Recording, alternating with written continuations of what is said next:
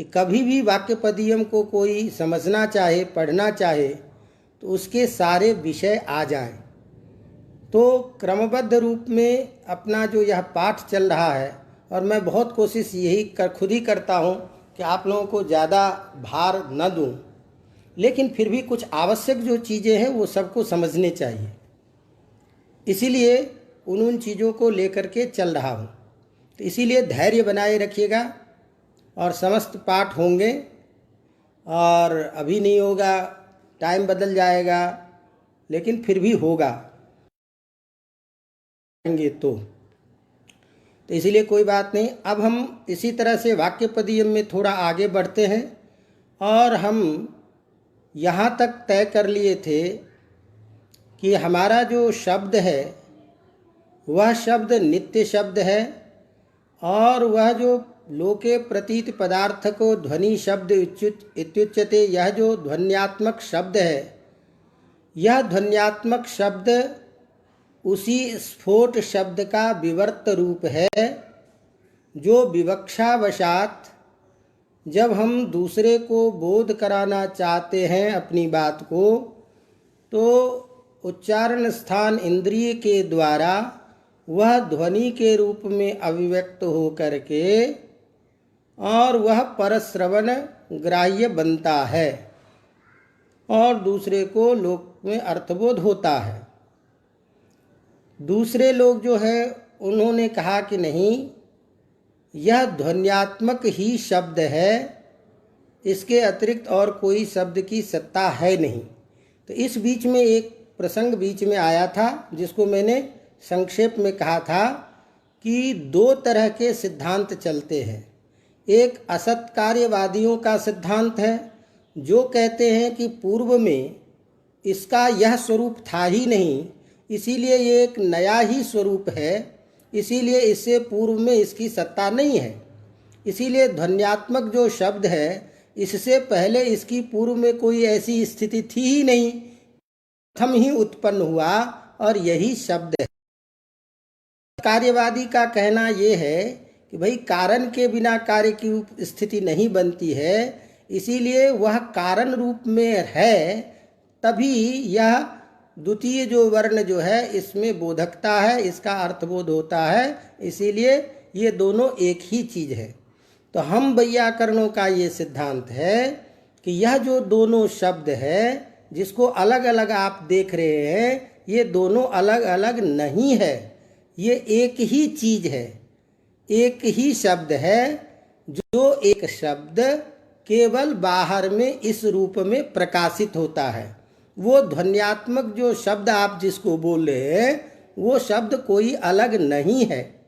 इसी को सिद्ध करते हुए हमने कहा कि ये विवर्त रूप है। जैसे जल के जो बुलबुले होते हैं, वो जल से अतिरिक्त और कुछ भी नहीं होता है, केवल उसकी प्रतीति मात्र होती है। इसी तरह से यह जो ध्वनि है, वही नित्य का एक विवर्त रूप है और उसकी प्रतीति मात्र है। तो ऐसी स्थिति में यह जो वैखरी और यह जो मध्यमानाद स्फोट रूप वाला जो शब्द है, यह दोनों अलग अलग दिखाई देता हुआ भी यह अलग नहीं है, एक ही चीज है।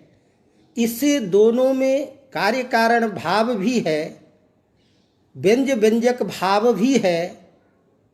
इस बात को बताने के लिए उदाहरण सहित पदीयम में ये कहना चाहते हैं कि देखिए कि स्फोट शब्द और यह ध्वनि रूप शब्द आपको भले ही अलग अलग दिखाई देता हो, लेकिन अलग अलग होता हुआ भी दोनों एक है और दोनों में कार्य कारण भाव संबंध है। और वह कार्य कारण भाव संबंध के लिए कि पहले भी एक निमित्त नैमित्त के रूप में भी बता, और दूसरी बात ये कही कि यह जैसे दीपक जो है, उस दीपक में अपने विषय को प्रकाशित करने की योग्यता है, तो उस विषय में प्रकाश्य प्रकाशक भाव संबंध है। इसी तरह से इस शब्द में जो कार्य कारण भाव संबंध है वह प्रकाश प्रकाशक भाव संबंध के रूप में, व्यंग व्यंजक भाव के संबंध के रूप में इसका कार्य कारण भाव भी तय होता है। तो यह जो हमारा वैयाकरणों का सिद्धांत है, इसी सिद्धांत को उदाहरण पूर्वक रखते हुए यहाँ बता रहे हैं। अतः ऐसे जो कुछ मुख्य विषय है जो व्याकरण के मूल सिद्धांत हैं, उसको उदाहरण सहित कम से कम सारांश रूप में हमको समझना चाहिए। इसीलिए हम इस कारिका को उठा रहे हैं और वह कारिका आपको स्फोट और बैखरी में स्वरूपतः आपको अलग अलग भेद दिखाई देने पर भी दोनों अभिन्न हैं और अभिन्न होने के बावजूद भी इसमें एक जो संबंध विशेष है, प्रकाश्य प्रकाशक भाव संबंध, यह जो प्रकाश्य प्रकाश भाव मूलक जो कार्य कारण भाव है, यह एक विशेष बात है जिसकी चर्चा हमने पहले भी की थी कुछ, कि यहाँ कार्य कारण भाव संबंध का ये संबंध मत समझ लेना कि कोई कहे कि एक तो कार्य है और एक कारण है, तो कार्य कारण अलग अलग जो दो चीज़ें रहेगी, तो कार्य जो होगा वो अनित्य होगा और उसकी नियत पूर्ववृत्ति जो है वह कारण होगा। तो ऐसी स्थिति में कार्य होने के कारण अनित्यता की आपत्ति आ जाएगी। तो ऐसा कार्य कारण भाव रूप यहाँ नहीं है। तो उसी बात को यहाँ उदाहरण के तौर पर, उदाहरण के साथ हमको समझा रहे हैं कि ये दोनों अभिन्न होता हुआ भी एक ही है और एक ही का रूप बाहर में प्रकाशित होता है। तो एक रूप जो है वो अव्यक्त है, छुपा हुआ है जो आंतरिक रूप, और दूसरा जो रूप है उसी का व्यक्त रूप है। तो दोनों अलग अलग चीज नहीं है, एक ही चीज है। कहा कैसे?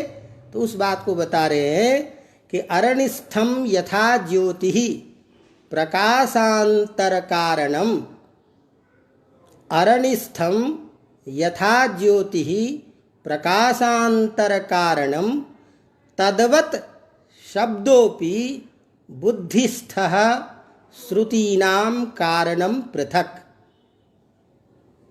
पंक्ति समझ में आ गई? अरणिस्थम यथा ज्योति प्रकाशांतर कारणम तद्वत् शब्दोपि, तद्वत् शब्दोपि, इसको ऐसे भी पढ़ सकते हैं, बुद्धिस्थः श्रुतीनाम कारणम महत्। ये पंक्ति दे करके पहले हमको उदाहरण दे करके समझा रहे हैं कि अरणिस्थम यथा ज्योति प्रकाशांतर कारणम, यथा अरणिस्थम ज्योति एव प्रकाशांतर कारणम भवति, तद्वत्, बिल्कुल ठीक उसी की तरह, बुद्धिस्थः यो ही शब्दः, बुद्धि में रहने वाला जो शब्द है वह श्रुति नाम पृथक कारणम भवति, श्रुतियों का अर्थात श्रुति का जो विषय है, श्रवण का जो विषय है, उसका कारण बनता है। अवगतम? तो देखेंगे तो सीधे सीधे शब्द के आधार पर अरणिस्थम ज्योति प्रकाशांतर कारणम तद्वत् बुद्धिस्थः शब्दः अपि श्रुतीनाम कारणम भवति।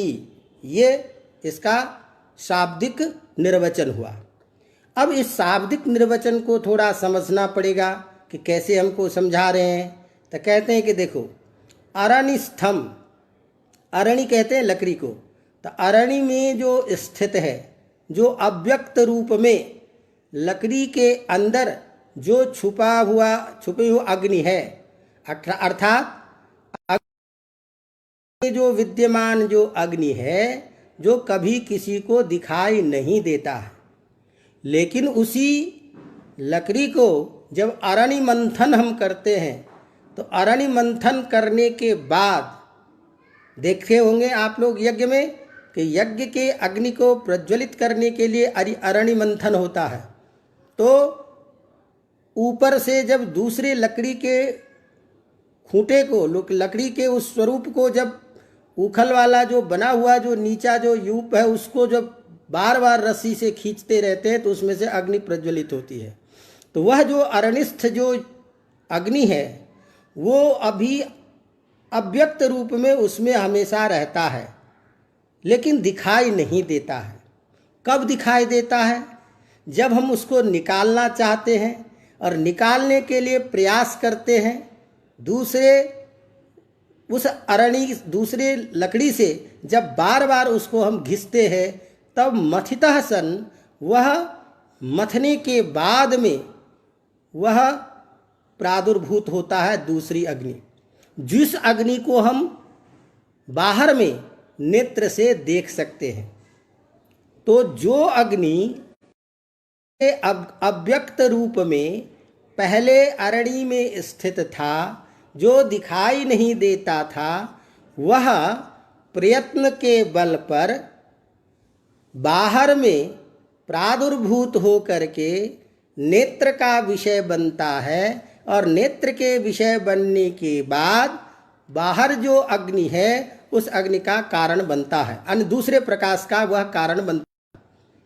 तो बाहर जो अभिव्यक्त होता है उस बहनी का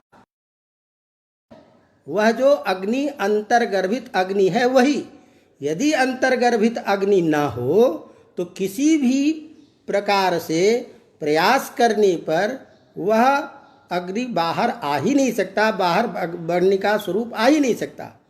तो जैसे अंदर अव्यक्त अरणि में स्थित अग्नि अन्य प्रयत्न के द्वारा बाहर प्रादुर्भूत होता है और दिखाई देता है, और दूसरे अग्नि के प्रति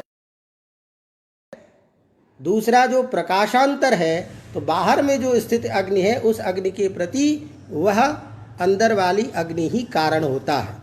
तो एक ये दिया उदाहरण कि इस उदाहरण से आप समझिए, यहाँ भी एक अंदर में स्थित अग्नि है जो अव्यक्त रूप में है, जो प्रयत्न के बल पर बाहर आया और दिखाई दिया।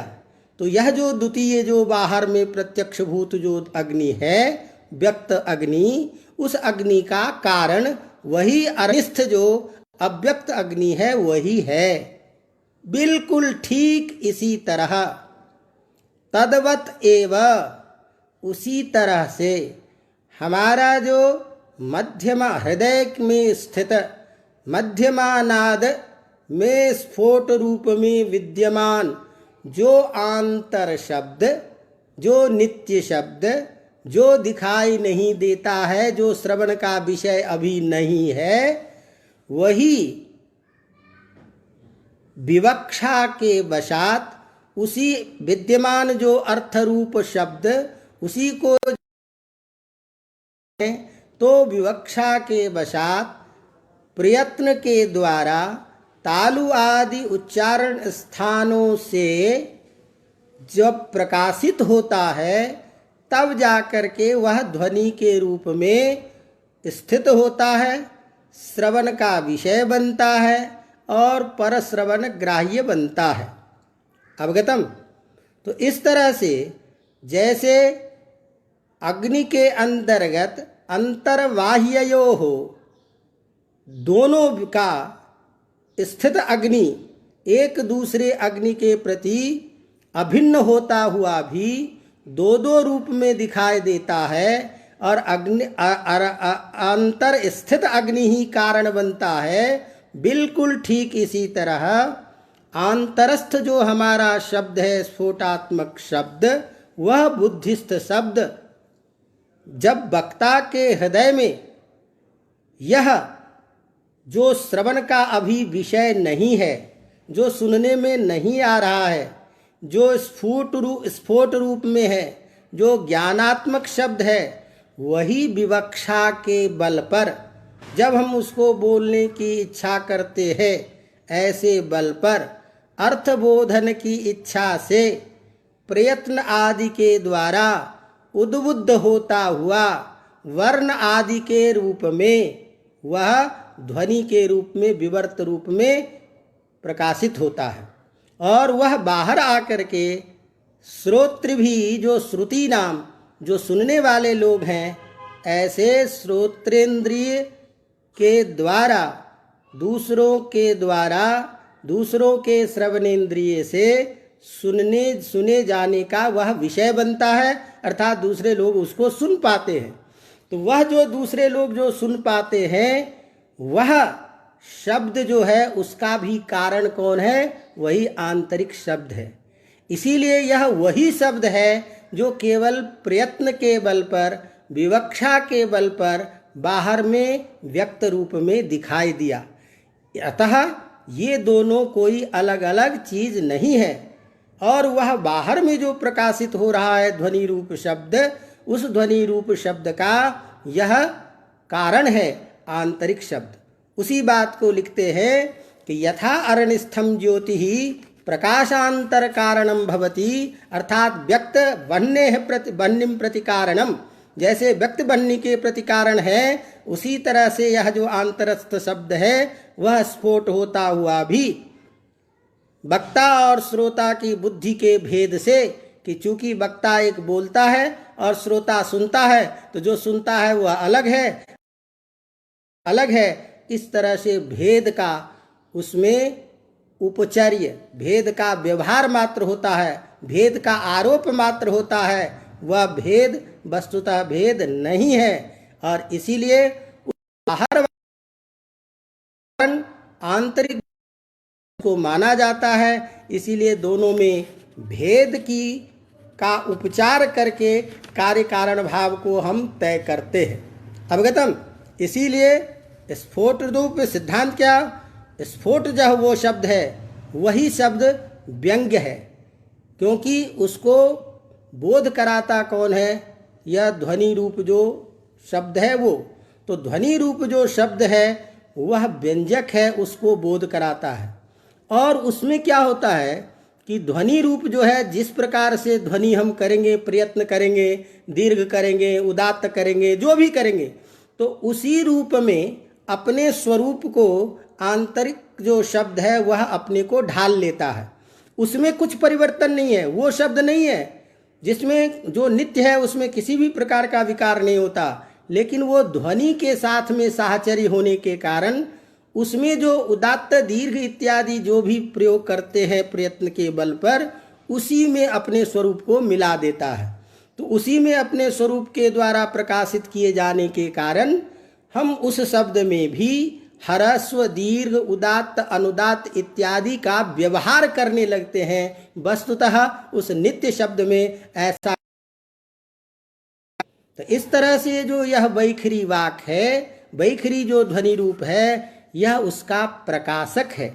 और जो आंतरिक जो शब्द है वह प्रकाशित होने वाली चीज है, इसीलिए उसे हम प्रकाश्य कहेंगे। तो दोनों में जो एक प्रकार का संबंध विशेष हुआ उसे हम प्रकाश्य प्रकाशक भाव संबंध कहेंगे। या दूसरी भाषा में कहें तो एक व्यंजक है और एक व्यंग्य है, इसीलिए दोनों में व्यंग्य व्यंजक भाव बोध होता है। तो यह व्यंग्य व्यंजक भाव, यह प्रकाश्य प्रकाशक भाव, यही कार्य कारण भाव है यहाँ पर में शब्द में, ध्वनि रूप शब्द में और इसमें नित्य शब्द में। तो ये वैयाकरण कहना चाहता है कि तदतिरिक्त, आंतर स्फोट शब्द के अतिरिक्त और कुछ भी नहीं है बाहर का जो ध्वनि रूप है। इसीलिए दोनों एक ही है, केवल भेद का उपचार होता है और इंद्रिय आदि से उच्चरित होने के कारण, पर श्रवण ग्राह्य होने के कारण वो आपको लगता है अलग है, लेकिन वह अरणिस्थ ज्योति की तरह, अरणिस्थ अग्नि की तरह वही आंतर शब्द है जो अरणिस्थ अग्नि जैसे प्रकाशित होकर के बाहर अग्नि रूप में दिखाई देता, उसी तरह से अग्नि रूप जो यह ज्ञान रूप प्रकाश शब्द, यह शब्द अंतर में अवस्थित होता हुआ, अव्यक्त होता हुआ भी विवक्षावशात यह बाहर में प्रकाशित दिखाई देता है। अतः सिद्धांत क्या निकला कि यह आंतरस्थ जो शब्द हुआ केवल वस्तुतः विवक्षा जो है, वक्ता के बोलने की जो इच्छा है, उस प्रयत्न के बल पर विवृत्त जो स्फोट है वह अपने ध्वनि रूप में अपने स्वरूप को संबलित करता हुआ, ध्वनि के रूप में ही अपने रूप को बदलता हुआ दूसरों को सुनने का विषय बनता है। परेण श्रुतः स हृदयस्थम स्फोटम अभिव्यंजयति, और वह दूसरों के द्वारा सुनाई देने वाला जो शब्द है वह उसी स्फोट को अभिव्यक्त करता है। अतः एक ही शब्द है जो नित्य है। ध्वनि रूपात्मक कोई शब्द हमारे यहाँ नहीं है। यह केवल भेद व्यवहार के द्वारा व्यवहार मात्र को चलाने के लिए माना जाता है।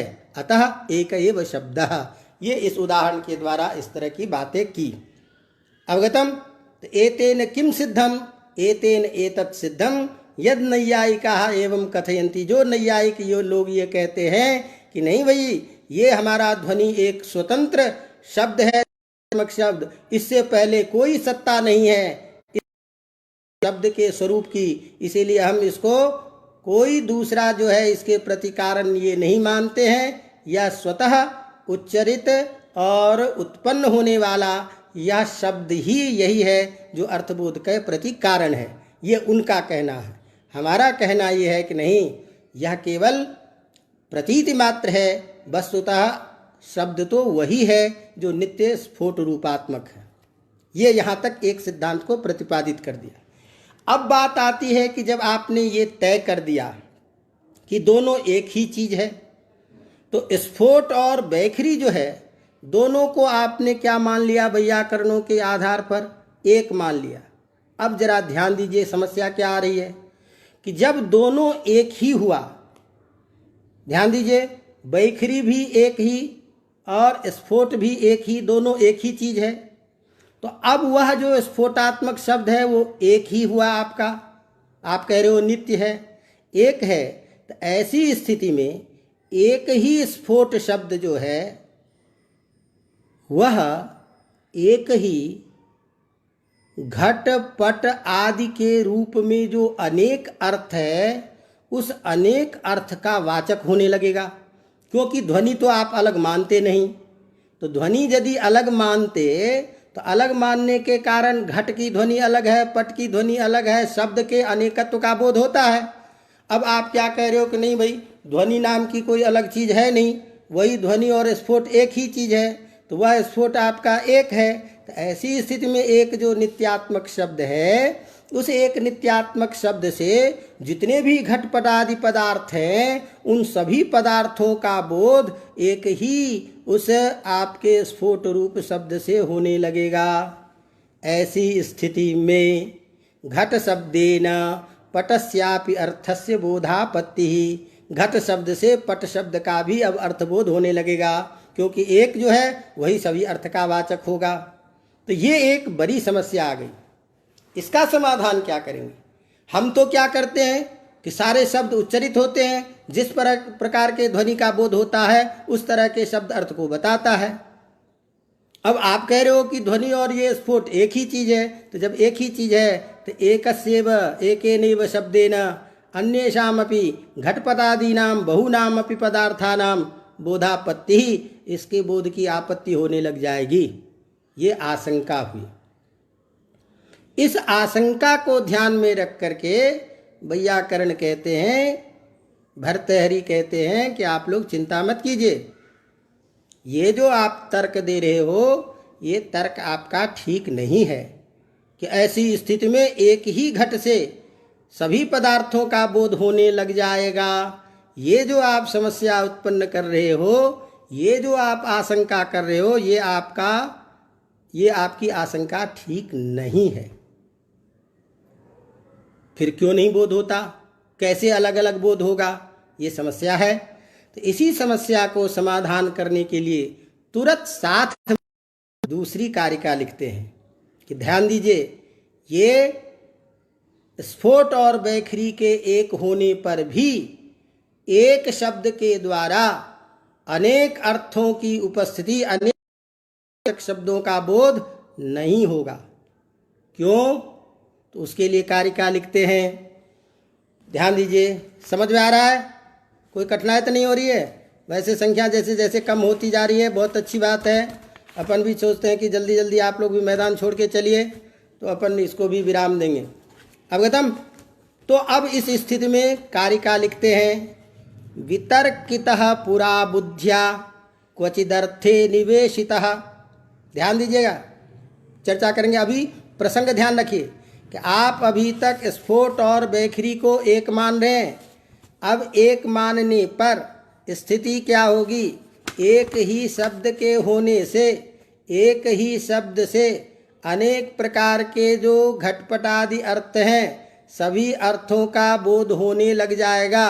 एक ही शब्द सभी अर्थों के वाचक होने लग जाएंगे, तो घट पद से पट आदि शब्दों का भी बोध होने लग जाएगा। आशंका की, आशंका के समाधान में कहते हैं कि नहीं, ऐसा नहीं होता। क्यों नहीं होता? क्योंकि ध्यान रखिए कि जब भी कोई शब्द प्रयोग करता है, पहले तो इससे पहले एक चीज़ समझ लीजिए जो याद आ गई है, वो बहुत ज़रूरी है आपको, तब आप इसमें समझेंगे, बिना उसके समझने में दिक्कत आएगी। आपको याद होगा कि हमने पहले कहा था कि शब्द में एक अनादि योग्यता होती है, अर्थबोध करने की अनादि योग्यता होती है। जैसे इंद्रियों में अपने विषय को ग्रहण करने की अनादि योग्यता होती है, योग्यता होने के वाचक नहीं होते हैं। जो जिस अर्थ में, जिस शब्द में जिस अर्थ को बोध कराने की अनादि योग्यता है, वह शब्द उसी अर्थ को बोध कराता है। पहले तो ये चीज़ ध्यान रखिए। जैसे मैंने उदाहरण के कहा था कि नेत्र की योग्यता है रूप को ग्रहण करने की, तो नेत्र के द्वारा रूप का ही ग्रहण होगा। रूप की योग्यता है नेत्र के द्वारा गृहीत होने का, नेत्र का ग्राह्य बनने का, तो रूप की भी योग्यता है कि नेत्र के द्वारा ही गृहीत हो। नेत्र की योग्यता है कि रूप का ही ग्रहण करें, इसीलिए नेत्र के द्वारा गंध का ग्रहण नहीं होगा, क्योंकि उसमें उस तरह की अनादि योग्यता है ही नहीं। तो ये योग्यता पहले से तय कर लीजिए। ये अध्यवसाय है, ये निश्चयात्मक ज्ञान है जिसकी हम चर्चा करेंगे। तो कहते हैं कि ये ध्यान दीजिए कि जब भी कोई वक्ता किसी चीज को बोलने की विवक्षा करता है, तो बोलने से पहले ही जो शब्द में अनादि योग्यता है, उस अनादि योग्यता को ध्यान में रख करके उसके विषय में अच्छी तरह से समझ करके यह शब्द इस अर्थ को बताएगा, उसी विवाद पर उस प्रकार के अर्थबोध की इच्छा से प्रयत्न करता है, तो उसी प्रकार का ध्वनि वह प्राप्त करता है, और उसी प्रकार के ध्वनि होने से उसी अर्थ की योग्यता वाले अर्थ का बोध कराता है। अवगतम? इसीलिए ये नहीं हम कह सकते कि भाई एक शब्द के द्वारा अनेक अर्थों का बोध क्यों नहीं होता। तो यह जो कुछ मूल बातें हैं, इसी बात को इस कारिका में कहने जा रहे हैं। अवगतम? तो ध्यान दीजिए क्या कह रहे हैं?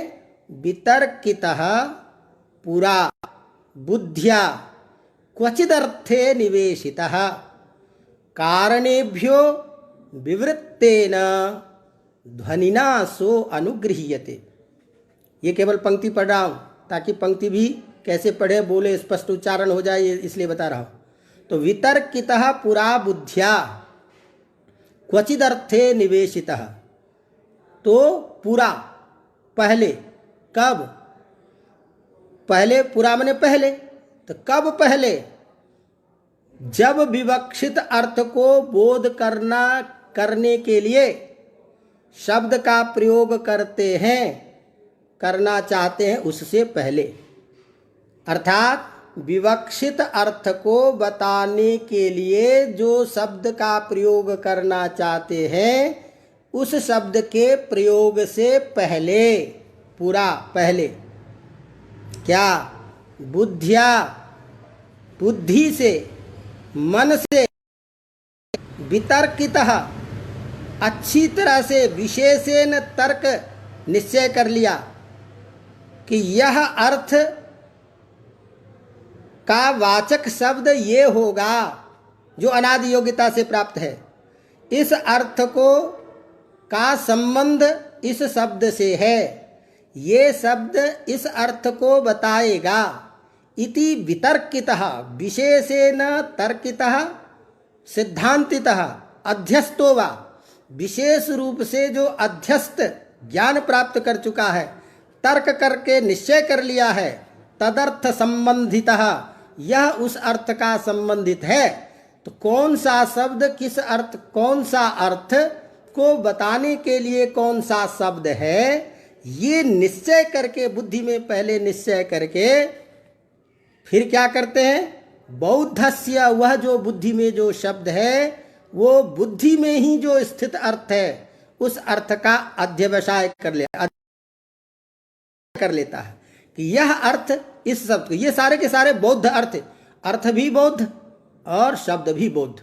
तो जो शब्द हम बाहर प्रयोग करना चाहते हैं उस प्रयोग से पूर्व जो बुद्धि में ही अर्थ है, बुद्धि में ही जो शब्द है, उन दोनों का परस्पर जो संबंध है, जो योग्यता है, ये इस अर्थ को बताता है। ये इस शब्द का ये अर्थ है, ये पहले ही तय करके, और उस अध्यस्त जो संकेत है, जिसको नैयायिक लोग कहते हैं ईश्वरेच्छा संकेतः, इस शब्द का संकेत इस अर्थ को बताने में है। यह जो संकेत रूप जो निश्चित कर चुका है बुद्धि के द्वारा, उस संकेत के द्वारा घट पदार्थस्य बोधकः घट एव शब्दः कंबुग्रीवादिमत एव तादात्म्य संबंधः। इस घट शब्द का अर्थ, घट शब्द का संबंध कंबुग्रीवादिमान जो पदार्थ है, इसी पदार्थ के साथ में इसका संबंध है, इसी में इसकी अनादि योग्यता है, ये तय कर लेता है। और ये तय करने के बाद तदर्थेन सह, उस अर्थ के साथ में उस तादात्म्य संबंध के द्वारा क्वचिद अर्थे निवेशितः, उसी अर्थ में उसका निवेश करते हैं कि सोयम शब्दः, यह शब्द का तादात्म्य संबंध है, यही इसका अर्थ को बोध करा पहले कर लेता है। अब जब सुनिश्चित कर लेगा तो स एव, वही कारणेभ्यः, माने कारण के द्वारा, कैसे, विभिन्न वायु, विभिन्न प्रयत्न, ताल्वादि के द्वारा वही शब्द विवृत होकर के, विवृत्त के रूप में, ध्वनि के रूप में वही शब्द आता है। इसीलिए चूंकि पूर्व में अध्यस्त हो चुका है कि यह शब्द इसी अर्थ को बताएगा, इस अर्थ का संबंध इसी से है, यह शब्द के प्रयोग के पहले ही सारा निश्चय हो जाता है। अब आपको लग रहा है कि ये सारा निश्चय कैसे होगा यार, हम तो सीधे सीधे बोलते हैं, पता ही नहीं रहते। तो हम लोग तो अभ्यास के कारण बोलते हैं, प्रयास में आ जाता है, समझ में आ रहा है, अनादि परंपरा से हमको अर्थ प्राप्त है कि ये शब्द इस अर्थ में। हम लोग तो इतने बाह्य बौद्धवादी हैं कि हमको तो आंतरिक कुछ समझ में ही नहीं आता, वो तो सारा का सारा शास्त्रकार ने बता दिया तो चलो काम चल जाता है जैसे तैसे, नहीं तो वो भी पता नहीं चलता। लेकिन जैसे मान लीजिए उदाहरण के तौर पे दूँ, हम जब फिल्म देखते हैं तो कोई चित्र जब देखते हैं तो हमको ये पता नहीं लगता 3 घंटे की अवधि में कि इस घटना में परस्पर कोई विच्छेद है, नहीं देखते हैं, पता ही नहीं चलता। लेकिन यदि हम उसकी वास्तविकता पे विचार करते हैं तो एक इंडिया में शूटिंग हुई 1 महीने में, 1 साल के बाद में, 6 महीने के बाद में कोई विदेश में शूटिंग हो रही है, कोई कहाँ जगह, तो विभिन्न कालों में जो अलग अलग समय में जो बनी हुई जो चीज़ें हैं उसको एक साथ मशीन में इस तरह से विज्ञान के द्वारा सेट कर दिया जाता है तो वो घटना के क्रम में निरंतरता हमको दिखाई देती है। तो जब यही भौतिक पदार्थ जो है उसमें हमको भेद मालूम नहीं होता है, उसकी निरंतरता जब हमारी दिखाई देती है, प्रक्रिया है, वह प्रक्रिया तो हमको कैसे मालूम होगा। लेकिन ये सारी की सारी प्रक्रिया होती है बिना किसी क्रम विशेष के, बिना किसी, जैसे आप पचती बोलते हो तो पचती केवल पकता है। इस पकता है, इस पकाने की क्रिया में कितनी सारी क्रियाएं जुड़ी हुई है जो पकने के नाम से जानी जाती है। चूल्हे के ऊपर में बर्तन को लगाना, बर्तन को चलाना, आग को जलाना, रोटी को बेलना इत्यादि बहुत सारी ऐसी क्रिया है जिस क्रिया को एक सामूहिक रूप नाम देते हैं आता है। तो एक उसका मोटा स्थूल रूप होता है जो हमको स्वरूप में दिखाई देता है कुछ, लेकिन बहुत सारी अंतर्गर्भित चीजें होती है जो हमको दिखाई नहीं देता है।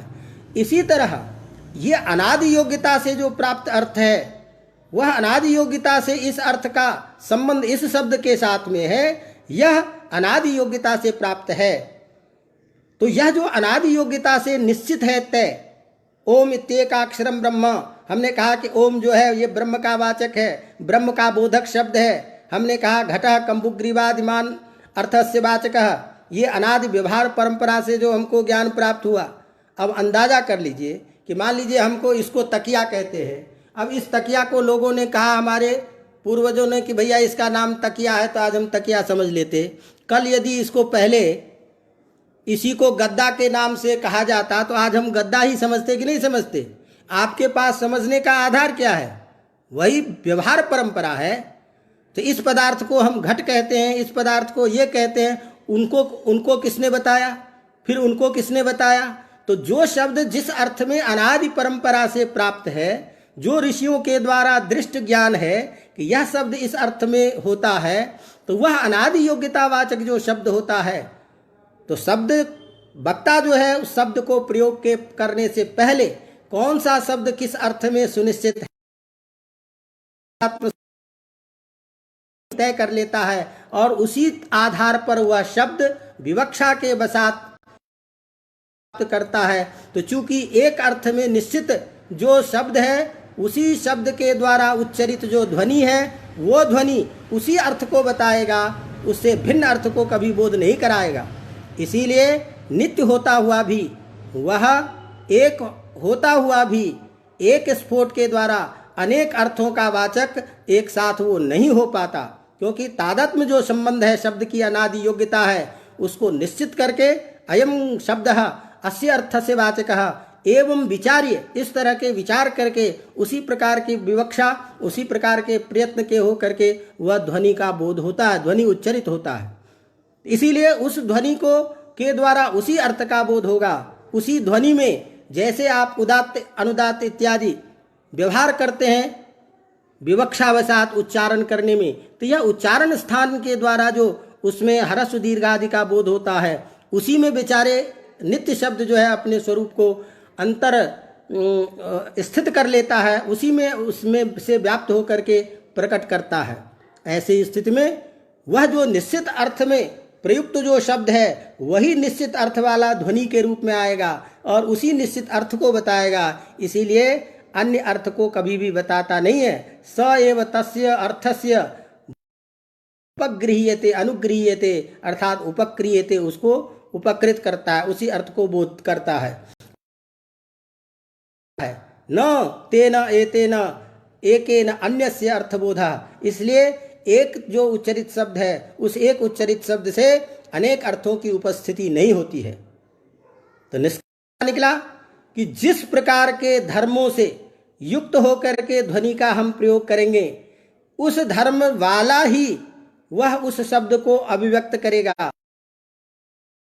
जो तादात्म्य संबंध के द्वारा जिस अर्थ को बोध कराने की क्षमता अध्यस्त है, निश्चित है, ऐसा अध्यवसित, ऐसा निश्चितार्थक वह उसी अर्थ का संकेत करेगा। तेन अन्यस्य अर्थबोधो न भवति, इसीलिए अन्य अर्थ का बोध नहीं होता है। तस्मात् वह जो बोधार्थ में निश्चित किया हुआ, निश्चित शब्द के द्वारा निश्चित अर्थ का बोध, निश्चित शब्द अर्थ के द्वारा निश्चित शब्द की उस उपस्थिति, यह एक तादात्म्य संबंध से एक रूप में बोध होता हुआ अध्यवसित जो ज्ञान है हमारा, जो जिसको अध्यस्त कहते हैं, निश्चित किया हुआ है शास्त्र परंपरा के द्वारा, अनादि व्यवहार योग्यता के द्वारा, यह सब पहले तय करके उसी आधार में उस शब्द का प्रयोग, उसी शब्द के प्रयोग के अनुरूप ध्वनि का विवर्त रूप और ध्वनि के विवृत रूप हो करके उसी अर्थ का वो बोध कराएगा। अतः घट पदार्थ को, कंबुग्रीवादिमान घट पदार्थ को बोध करने की इच्छा से जब हम उस शब्द का प्रयोग करेंगे तो तादृश ध्वनि ही की विवर्त रूप में आएगा, और तादृश ध्वनि में जो निश्चित किया गया वह अर्थ है वह उसी अर्थ को बताएगा। तेन घट शब्देन न कदापि पट शब्दस्य पट पदार्थस्य बोधा। इसीलिए घट पद से पट पदार्थ का बोध नहीं होता, कोई समस्या नहीं होती। इसीलिए वैखरी को अलग मानने की कोई जरूरत नहीं है। वही, और वैखरी में इतनी ताकत नहीं है जो अनित्य अर्थबोध की क्षमता आएगी। इसीलिए अर्थबोध का कारण वही नित्य पहला पूर्व शब्द है, मानना चाहिए। अतः वैयाकरणों ने इस सिद्धांत के द्वारा यहाँ स्थापित कर दिया कि यह दोनों एक ही चीज है, केवल उपाधि के भेद से विवर्त रूप अलग, और जिसमें भेद व्यवहार केवल आरोपित व्यवहार है, वस्तुतः भेद नहीं है। अवगतम?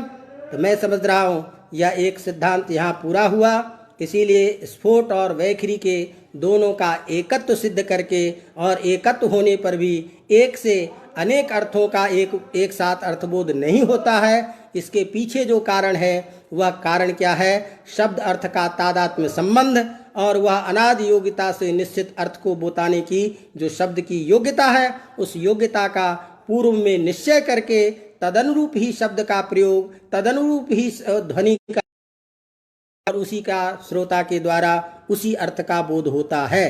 अतः एक से अनेक के अर्थबोध की जो आपने आशंका की वो आशंका ठीक नहीं है। तो मैं समझता हूँ कि कुछ बातें समझ में आई होगी, और नहीं भी आई होगी तो भी कोई बात नहीं। हमको भी बोलना अपना धर्म था, समझना नहीं समझना आपका धर्म है। जितना तक समझ लिए वो भी बहुत अच्छी बात है, न भी समझे तो भी और अच्छी बात है। कम से कम ये तो मालूम हुआ कि हमको ये विषय समझ में नहीं आ रहा है। नहीं तो अभी तक तो ये भी नहीं पता चल रहा था कि आपको कौन सा विषय समझ में आता है नहीं आता है। तो कम से कम इतना तो ज्ञान हो गया, ये कम बात थोड़ी है। तो चलिए इसी के साथ हम फिर आगे मिलेंगे। इसी तरह से आप लोग सहयोग करते रहिए। समय भी हो ही चुका है, एक प्रकरण भी समाप्त हो गया है। तो इसी तरह से वाक्यपदीय का जो कुछ अब जो हम चर्चा करेंगे वो ध्वनि आदि के बारे में जो प्रसिद्ध विषय है तो उसको लेकर के चर्चा करेंगे। तो इसी के साथ पुनः एक बार आप सबका हार्दिक अभिनंदन, स्वागत, धन्यवाद के साथ मैं विदा लेता हूँ। धन्यवाद। प्रतिक्रिया जरूर भेजिए, और शेयर वेयर जो भी करना है वो तो करते रहिए, क्योंकि उसकी संख्या कम होती जा रही है, जिससे अपन वहीं पर में आकर के रुके हुए हैं। तो आगे की प्रक्रिया बनाने में थोड़ी दिक्कत आ रही है, उसको भी देखते हुए आगे चलिए। और आचार्य जी को प्रणाम करता हुआ मैं इसको वाणी को विराम देता हूँ। धन्यवाद।